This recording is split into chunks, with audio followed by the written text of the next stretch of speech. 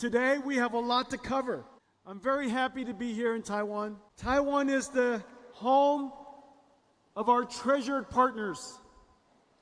This is, in fact, where everything NVIDIA does begins.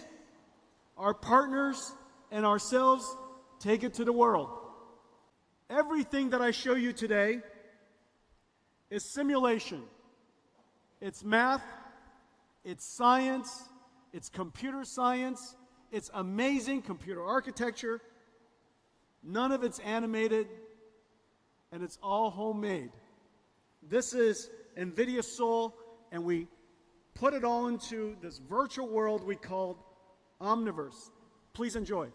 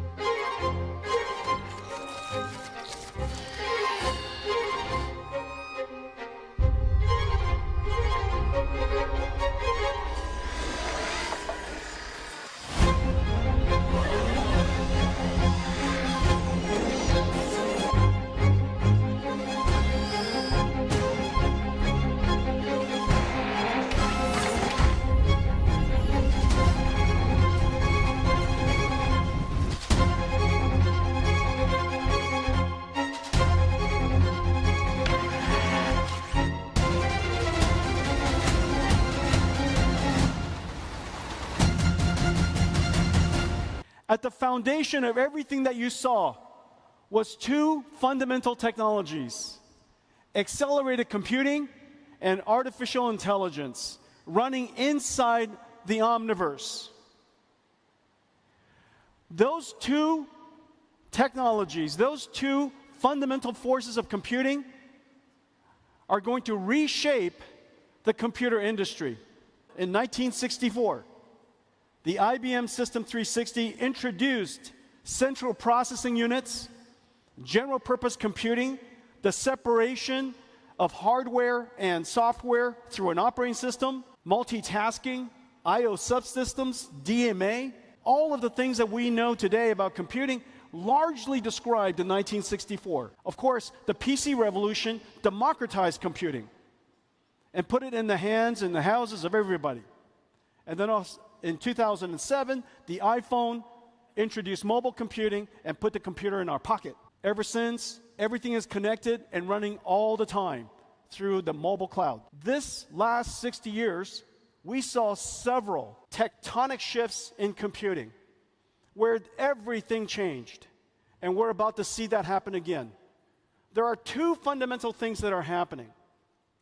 The first is that the processor, the engine by which the computer industry runs on, the central processing unit, the performance scaling has slowed tremendously.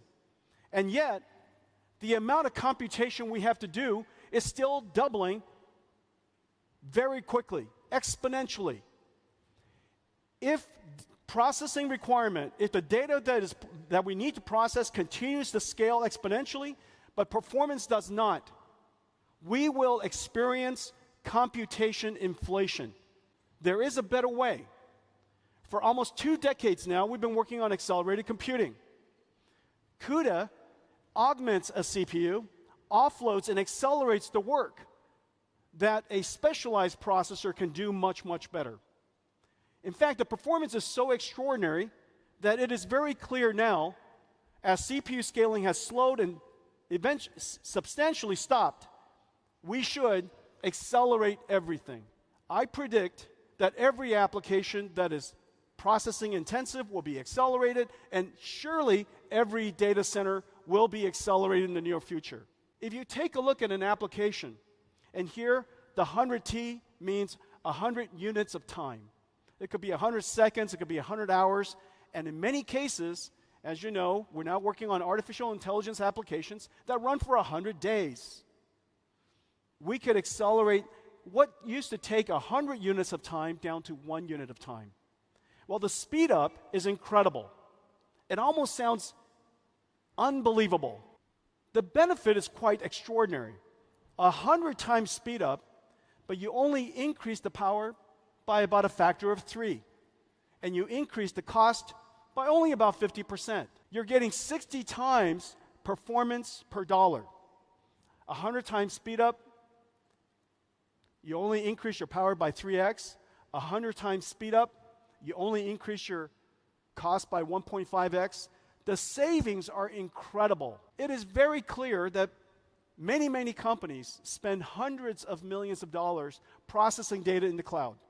If it was accelerated, it is not unexpected that you could save hundreds of millions of dollars. And that's the reason why you've heard me say, the more you buy, the more you save. Well, just last week, Google announced that they've put cuDF in the cloud and accelerate Pandas. Pandas is the most popular data science library in the world. Many of you in here probably already use Pandas. It's used by 10 million data scientists in the world. Downloaded 170 million times each month. Well, with just one click, you can now use Pandas in Colab, which is Google's cloud data centers platform, accelerated by cuDF. The speed up is really incredible. Let's take a look.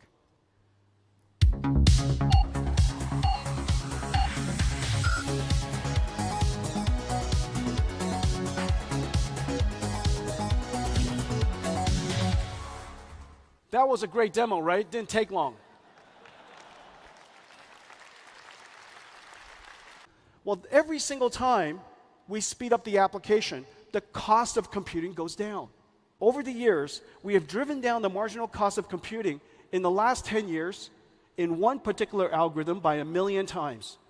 Well, as a result, it is now very logical and very common sense to train large language models with all of the data on the internet. This idea that you could create a computer that could process so much data to write its own software, the emergence of artificial intelligence was made possible because of this complete belief that if we made computing cheaper and cheaper and cheaper, somebody's going to find a great use. If not for the fact that we created CUDA, that we created the modern Big Bang of AI, generative AI, what I'm about to show you would not be possible. This is Earth 2. The idea that we would create a digital twin of the Earth, that we would go and simulate the Earth so that we could predict the future of our planet to better avert disasters or better understand the impact of climate change so that we can adapt better, so that we could change our habits now. This digital twin of Earth is probably one of the most ambitious projects that the world's ever undertaken, and we're taking large steps every single year, and I'll show you results every single year. Someday, in the near future, we will have continuous weather prediction at every square kilometer on the planet. You will always know what the climate's going to be. You will always know. And this will run continuously because we've trained the AI, and the AI requires so little energy.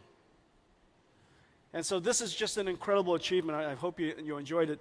And very importantly, 我的国语讲的标准吗？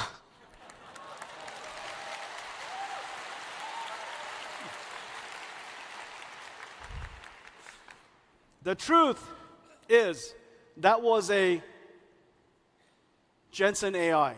That was not me. I wrote it, but an AI, Jensen AI, had to say it. What started with accelerated computing, led to AI, led to generative AI, and now an industrial revolution. In 60 years, every single layer of computing has been changed. And instead of a tool that we use, the computer will now generate skills. It performs tasks. We call it NIMS, NVIDIA Inference Microservices. So what we did was we created this AI in a box. And of course, as you know, we now have the ability to create large language models and pre-trained models of all kinds. Every company, I believe, in the future will have a large collection of NIMS, and you would bring down the experts that you want. You connect them into a team. NVIDIA has been working on digital human technology for some time. Let me show it to you. Great to be in Taiwan. Before I head out to the night market, let's dive into some exciting frontiers of digital humans. Imagine a future where computers interact with us just like humans. The AIs connect to another generative AI to dynamically animate a lifelike 3D mesh of a face. And finally, AI models that reproduce lifelike appearances, enabling real-time path-traced subsurface scattering to simulate the way light penetrates the skin, scatters, and exits at various points, giving skin its soft and translucent appearance. NVIDIA ACE is a suite of digital human technologies packaged as easy-to-deploy, fully optimized microservices, or NIMS. This Computex, we're featuring 4 new amazing laptops. All of them are able to run AI. Your future laptop, your future PC will become an AI. It'll be constantly helping you, assisting you in the background. But PCs will become a very important AI platform. And so where do we go from here? We are about to enter a phase where AIs can learn the laws of physics and understand and be grounded in physical world data. And so we expect that models will continue to grow. And we need larger GPUs. Well, Blackwell was designed for this generation. Ladies and gentlemen, this is Blackwell.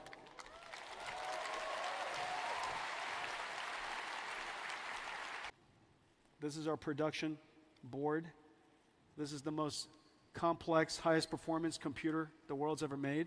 Take a look at this. The AI flops for each generation has increased by 1,000 times in 8 years. Moore's law in 8 years is something along the lines of, I don't know, maybe 40, 60.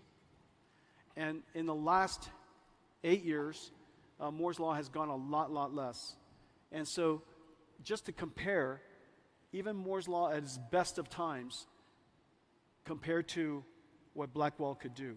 So the amount of computations is incredible.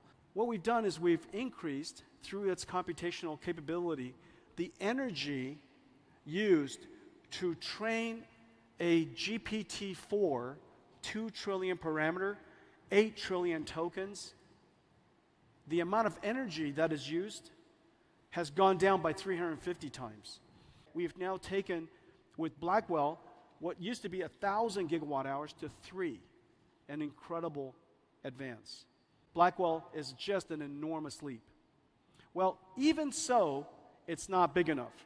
And so we have to build even larger machines.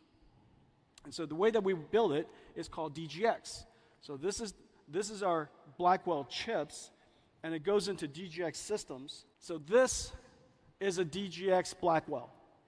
This is air-cooled, has 8 of these GPUs inside, and this new system is based on this board, and we call it MGX for modular.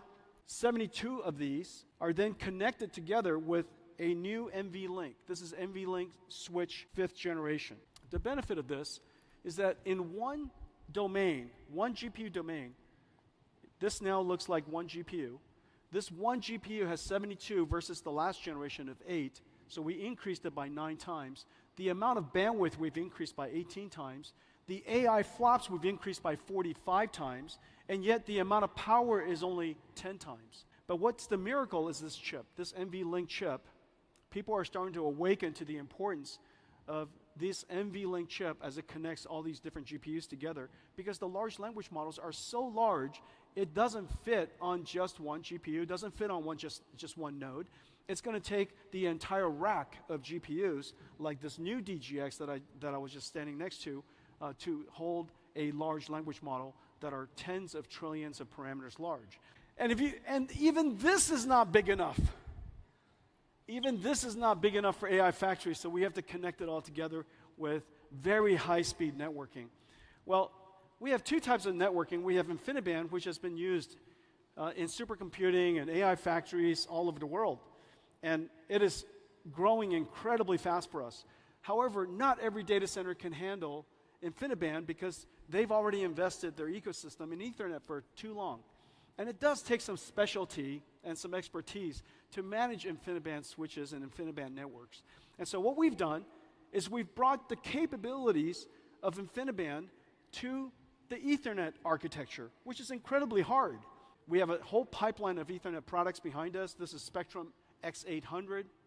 It is 51.2 terabits per second and 256 radix. The next one coming is 512 radix, is 1 year from now. 512 radix, and that's called Spectrum X800 Ultra. And the one after that is X1600. But the important idea is this. X800 is designed for tens of thousands of GPUs. X800 Ultra is designed for hundreds of thousands of GPUs.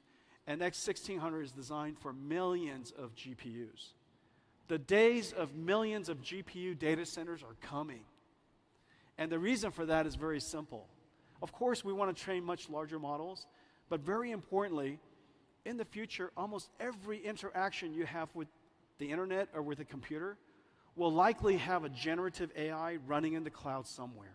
We're not stopping there. The further performance we drive up, the greater the cost decline.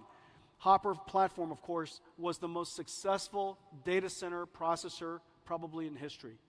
And this is just an incredible, incredible success story. However, Blackwell is here, and every single platform, as you'll notice, are several things. You've got the CPU, you have the GPU, you have NVLink, you have the NIC, and you have the switch.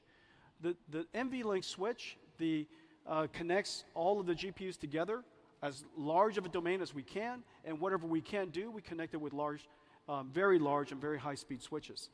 Every single generation, as you'll see, is not just a GPU, but it's an entire platform. We build the entire platform. We integrate the entire platform into an AI factory supercomputer.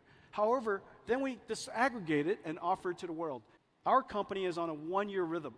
Next year is Blackwell Ultra. Well, this is the very first time that this next click has been made. But our next generation platform is called Rubin. And 1 year later, we have the Rubin Ultra platform. All of these chips that I'm showing you here are all in full development, 100% of them. And the rhythm is 1 year at the limits of technology, all 100% architecturally compatible. The next wave of AI is physical AI.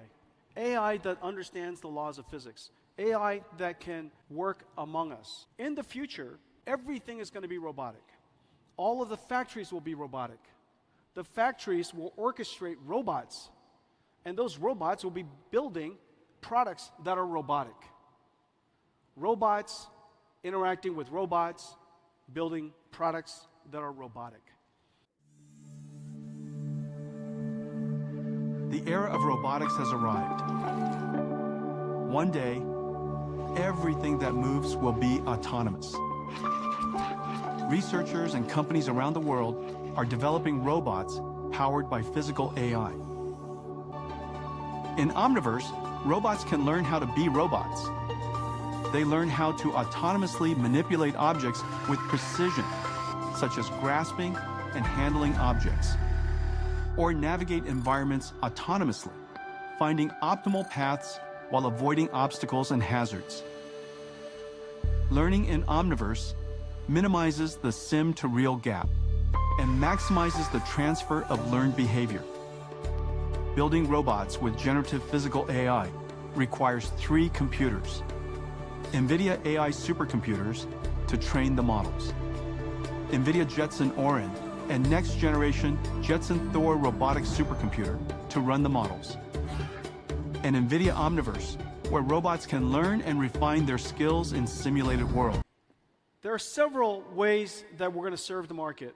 The first, we're going to create platforms for each type of robotic systems. One for robotic factories and warehouses. One for robots that manipulate things. One for robots that move. And one for robots that are humanoid. Robotics is here. Physical AI is here. This is not science fiction. And it's being used all over Taiwan. And it's just really, really exciting.